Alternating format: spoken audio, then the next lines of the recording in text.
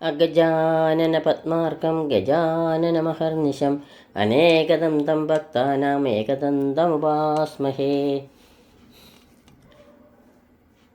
സരസ്വതീ നമസ്തുഭ്യം വരദേ കാമരൂപിണി വിദ്യാരംഭം കരിഷ്യാമി സിദ്ധിർഭവതു may സദാ. ഗുരവേ സർവലോകാനാം ഭിഷജേ ഭവരോഗിണാം നിധയേ സർവവിദ്യാനാം ശ്രീദക്ഷിണാമൂർത്തയേ നമഃ. കൃഷ്ണായ വാസുദേവായ ദേവകീനന്ദനായ ച നന്ദഗോപകുമാരായ ഗോവിന്ദായ നമോ നമഃ.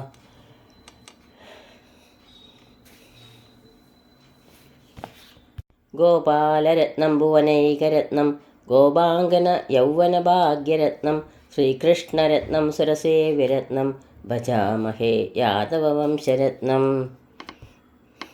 സർവത്ര ഗോവിന്ദനാമ സങ്കീർത്തനം. ഗോവിന്ദ ഗോവിന്ദ. എല്ലാവർക്കും നമസ്കാരം. ഹരിനാമ കീർത്തനം 41 മുതൽ 45 വരെയുള്ള ശ്ലോകങ്ങളാണ് ഇന്നിവിടെ അനുസ്മരിക്കുന്നത്. നാരായണായ നമ നാരായണായ നമ നാരായണായ നമ നാരായണായ നമ നാരായണ സകല സന്താപനാശന ജഗന്നാഥ വിഷ്ണു ഹരിനാരായണായ നമ. ശ്ലോകം 41. ഠായങ്ങൾ ഗീതമിവ നാദപ്രയോഗം ഉടൻ ഏകശ്രുതിങ്കലൊരുമിക്കുന്ന പോലെ പരം ഏകാക്ഷരത്തിലിതടങ്ങുന്നു സർവവും ഇതാകാശ സൂക്ഷ്മതനു നാരായണായ നമ. ഠായങ്ങൾ എന്നത് സംഗീതശാസ്ത്രത്തിൽ ഗമക ജാതികളാകുന്നു. അതിൻ്റെ ലക്ഷണം സംഗീതരത്നാകരത്തിൽ കൽപ്പിച്ചിരിക്കുന്നു. ഗീതം എന്നത് രാഗമാകുന്നു. നാദപ്രയോഗം എന്നത് സ്വരമണ്ഡലങ്ങളുടെ ചേർച്ചയാകുന്നു. ഏകശ്രുതി എന്നത് ഷഡ്ജം, മധ്യമം, പഞ്ചമം. ഈ 3 സ്വരവും അതാത് സ്ഥിതിയിൽ ശ്രുതി കൂടുന്നതാണ്. ഇങ്ങനെയുള്ള സ്വരങ്ങൾ 7 ഉണ്ട്. അത് സരിഗമ പദ നി എന്നാകുന്നു. ഈ സ്വരങ്ങൾ ഓരോന്നും ശബ്ദിച്ചതാകുന്നു. രി എന്നത് കാള ശബ്ദിച്ചതാണ്. ഗ എന്ന ആടും, മാ എന്ന മയിലും, പ എന്ന ക്രൗഞ്ചപക്ഷിയും, ധ എന്ന കുതിരയും, നി എന്ന ആനയും, സ എന്ന് വസന്തകാലത്ത് കൂകുന്ന കുയിലും. ഇങ്ങനെ 7 സ്വരങ്ങളെ ശബ്ദിച്ചതാകുന്നു. ഇങ്ങനെയുള്ള സ്വരങ്ങളെ അതാത് തന്ത്രിയിൽ കൂടി മീട്ടിയാൽ മുഴക്കമായി ഒരു നാദമുണ്ടാവും. ആ നാദത്തിൽ സകല സ്വരജാതികളും അടങ്ങുന്നത് പോലെ ബ്രഹ്മാവ്, വിഷ്ണു, രുദ്രൻ ഇങ്ങനെ ഭേദമായി തോന്നുന്ന സകല സ്വരൂപങ്ങളും ഏകാക്ഷരമായ ഓംകാരത്തിൽ ഒതുങ്ങി ആകാശം എങ്ങനെ ആർക്കും കാണുവാൻ പാടില്ലയോ അതുപോലെ അതിസൂക്ഷ്മമായ സ്വരൂപത്തോടുകൂടിയതായി ഭവിക്കുന്നു. പരബ്രഹ്മം, ബ്രഹ്മസ്വരൂപം ചെറിയതിന് ചെറുതായും വലുതിന് വലുതായും ഭവിക്കുന്നു എന്ന വേദത്തിൽ കൽപ്പിച്ചും ഇരിക്കുന്നു. ഇങ്ങനെ അതിസൂക്ഷ്മ ശരീരനാണ് പരബ്രഹ്മമെന്ന് അറിവുണ്ടാവാനായി നാരായണ നിന്നെ ഞാൻ നമസ്കരിക്കുന്നു. ശ്ലോകം 42. ഡംഭാതിദോഷമുടനെട്ടും കളഞ്ഞു ഹൃദി മുമ്പേ നിജാസനം ഉറച്ചേകനാടിയുടെ കമ്പം കളഞ്ഞു നിലയാറും കടപ്പതിനു തുമ്പങ്ങൾ തീർക്ക ഹരിനാരായണായ നമ. മുമ്പിൽ തൻ്റെ മനസ്സിലുള്ള 8 ദോഷങ്ങളെ കളയണം. ആ 8 ഡംഭം, അഹങ്കാരം, കാമം, ക്രോധം, ലോഭം, മോഹം, മതം, മാത്സര്യം ഇവകളെ മനസ്സിൽ നിന്ന് കളഞ്ഞ് ശുദ്ധമായുള്ള ഒരു പ്രദേശത്തിൽ പലകയോ പായയോ വിരിച്ച് ഒരു ആസനത്തിൽ ഇരുന്നു കൊണ്ട് മുമ്പിൽ തൻ്റെ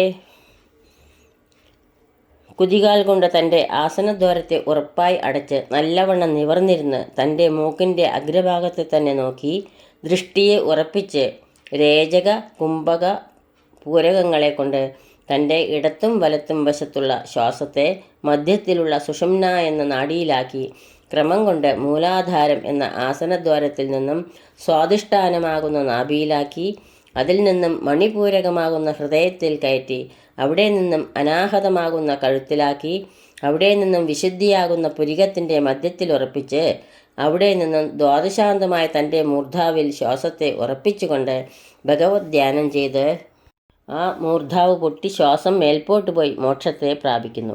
ഇങ്ങനെയാണ് സാഖ്യയോഗത്തിൻ്റെ സ്ഥിതി.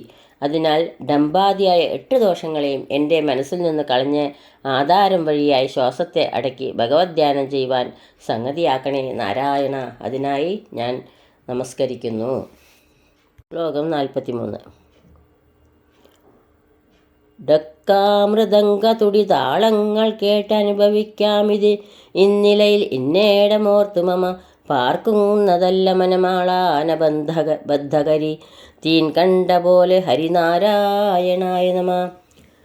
ഡക്ക എന്നത് പെരുമ്പറ, മൃദംഗം, മദ്ദളം, തുടി, കടുംതുടി ഇങ്ങനെയുള്ള വാദ്യങ്ങൾ ഒരേ കാലത്ത് കൊട്ടിഘോഷിച്ചാൽ എങ്ങനെ ഏകമായ ഒരു മുഴക്കം ഉണ്ടാകുമോ, അതുപോലെ മുൻ വിവരിച്ച ഷഡാധാരത്തെയും കടന്ന് തൻ്റെ മൂർധാവായ ദ്വാദശാന്തത്തിൽ ശ്വാസത്തെ ഉറപ്പിക്കുമ്പോൾ ഉള്ള മുഴക്കം ഉണ്ടാകുന്നതാകുന്നു. എങ്ങനെയെന്നാൽ ശ്വാസത്തെ അടക്കി തൻ്റെ നെറുകയിൽ ഉറപ്പിക്കുമ്പോൾ ആ ശ്വാസത്തിന് ഒരേയിടത്തും ചലിപ്പാൻ പാടില്ലാതെ അവിടെ കിടന്ന് മുഴങ്ങും. അപ്പോൾ ഭഗവത് ധ്യാനത്തിൻ്റെ വലിപ്പം കൊണ്ട് മൂർധാവ് പൊട്ടി ജ്യോതിർമയമായ ശ്വാസം മേൽപോട്ട് പോയി സ്വർഗമാർഗേണ മോക്ഷത്തെ പ്രാപിക്കും.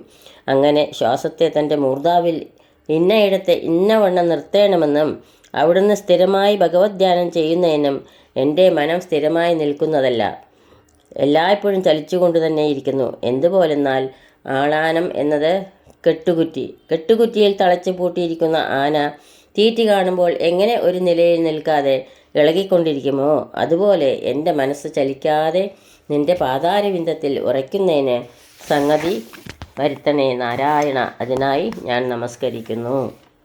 ശ്ലോകം 44. നത്വാ പരം പരിജു കർമ്മവ്യപായമിഹ മധ്യേ ഭവിക്കലും അതില്ലെങ്കിലും കിമവി തത്വാദിയിൽ ഉദിച്ചോരു ബോധമനുചിത്തേ വരേണ്ടതിഹ നാരായണായ നമ. അല്ലയോ ഭഗവാനെ, നിന്നിൽ പരമായ ലോകത്തിൽ യാതൊന്നുമില്ല, സകലവും ബ്രഹ്മമയമാകുന്നു. മനുഷ്യന് പല വിധേനയും സംഭവിച്ചിട്ടുള്ള ജന്മങ്ങളുടെ മധ്യത്തിൽ കർമ്മത്തിൻ്റെ നാശം ഭവിച്ചാലും അല്ലെങ്കിലും വേണ്ടതില്ല. മുൻ വിവരിച്ച 96 തത്വത്തിൽ നിന്നുണ്ടായിട്ടുള്ള ബോധം എൻ്റെ മനസ്സിൽ തോന്നാറാകണേ. എന്നാൽ മനുഷ്യജന്മത്തിൽ കർമ്മം ഒടുങ്ങിയല്ലാതെ മോക്ഷം സിദ്ധിക്കുന്നതല്ലെന്ന് പുരാണങ്ങളിൽ കൽപ്പിച്ചിരിക്കുന്നു. ആ കർമ്മം കാമത്തോട് ചെയ്യുന്നതിനാണ്. ഏതു കർമ്മവും അഗാമ്യമായി ചെയ്താൽ ആ ഫലം ഈശ്വരാർപ്പണമായി ഭവിക്കുന്നതാണ്. എന്തുതന്നെ കർമ്മഗതി ആയിരുന്നാലും തത്വത്തിൻ്റെ പൊരുൾ അറിഞ്ഞാൽ മുക്തിക്ക് കാരണമായി ഭവിക്കും. അതിനാൽ 96 തത്വത്തിൻ്റെയും പൊരുൾ എൻ്റെ മനസ്സിൽ തോന്നാറാകണേ നാരായണ. അതിനായി ഞാൻ നമസ്കരിക്കുന്നു. ശ്ലോകം 45. തത്വാർത്ഥമിത്തമഖിലത്തിനുമുണ്ടുപത ശബ്ദങ്ങളുള്ളിൽ വിലസിയിടുന്നതിനിടയിൽ മുക്തിക്കു കാരണമിതേ ശബ്ദമെന്നു തവ വാക്യങ്ങൾ തന്നെ ഹരിനാരായണായ നമ. മുൻ വിവരിച്ച 96 തത്വത്തിൻ്റെ അർത്ഥം ഇതിൻവണ്ണം തന്നെ ആകുന്നു. ആശ്ചര്യം തന്നെ. കാര്യത്തിന് കാരണം ഏതെല്ലാം അർത്ഥം തോന്നിയാലും അതൊക്കെയും തത്വത്തിനുള്ളിൽ ഉൾപ്പെടുന്നതാകുന്നു. ഭഗവത് പാതാരവിന്ദം ശബ്ദങ്ങളുടെ ഉള്ളിൽ അടങ്ങിയിരിക്കുന്നു. ശബ്ദങ്ങൾ എന്നത് വേദസംബന്ധമായ ഉപനിഷത്തുക്കളാകുന്നു. അങ്ങനെ ഉപനിഷത്തുക്കളാൽ പ്രതിപാദിക്കപ്പെട്ടിരിക്കുന്ന ഭഗവത് പാതാരവിന്ദത്തെ സേവിക്കുന്നത് മുക്തിക്ക് കാരണമാകുന്നു എന്ന് ഭാഗവതാദി പുരാണങ്ങളിലും ഭഗവത്ഗീതകളിലും ഭഗവാനാൽ കൽപ്പിക്കപ്പെട്ടിരിക്കുന്നു. അങ്ങനെയുള്ള ശബ്ദത്തിന് അർഹനല്ലെങ്കിലും ഭഗവത് പാതാരവിന്ദസ്മരണയ്ക്ക് സംഗതി വരുത്തണേ നാരായണ. അതിനായി ഞാൻ നമസ്കരിക്കുന്നു. 45-ാം ശ്ലോകം ഇതോടുകൂടി പൂർണ്ണമാവുന്നു. ശ്ലോകങ്ങളാവുന്ന അക്ഷരപ്പൂക്കൾ ഭഗവത് പാതാരവിന്ദങ്ങളിൽ ഭക്തി ആദരപൂർവം സമർപ്പിക്കുന്നു. യദക്ഷരപദഭ്രഷ്ടം മാത്രാഹീനം ത്വയേദ്ഭവേത് തത്സർവം ക്ഷമ്യതാം ദേവ നാരായണ നമോസ്തുതേ. കായേന വാചാ മനസേന്ദ്രിയൈർവാ ബുദ്ധ്യാത്മനാ വാ പ്രകൃതേ സ്വഭാവാത് കരോമി യദ്യത് സകലം പരസ്മൈ നാരായണായേതി സമർപ്പയാമി. സർവം നാരായണായേതി സമർപ്പയാമി. സ്വസ്തി പ്രജാഭ്യാ പരിപാലയന്താം ന്യായേണ മാർഗേണ മഹീം മഹീഷ. ഗോബ്രാഹ്മണേഭ്യഃ ശുഭമസ്തു നിത്യം. ലോകാ സമസ്ത സുഖിനോ ഭവന്തു. ലോകാ സമസ്ത സുഖിനോ ഭവന്തു. എല്ലാവർക്കും ശാന്തിയും സമാധാനവും ഭഗവത് ഭക്തിയും പൊന്നു ഗുരുവായൂരപ്പൻ്റെ അനുഗ്രഹവും എപ്പോഴും ഉണ്ടാകട്ടെ എന്ന് പ്രാർത്ഥിക്കുന്നു. സർവത്ര ഗോവിന്ദനാമസങ്കീർത്തനം. ഗോവിന്ദ ഗോവിന്ദ സദാ സർവത്ര ഗോവിന്ദനാമസങ്കീർത്തനം. ഗോവിന്ദ ഗോവിന്ദ. ഹരി ഓം. ശ്രീ ഗുരുഭ്യോ നമഃ. ഹരി ഓം.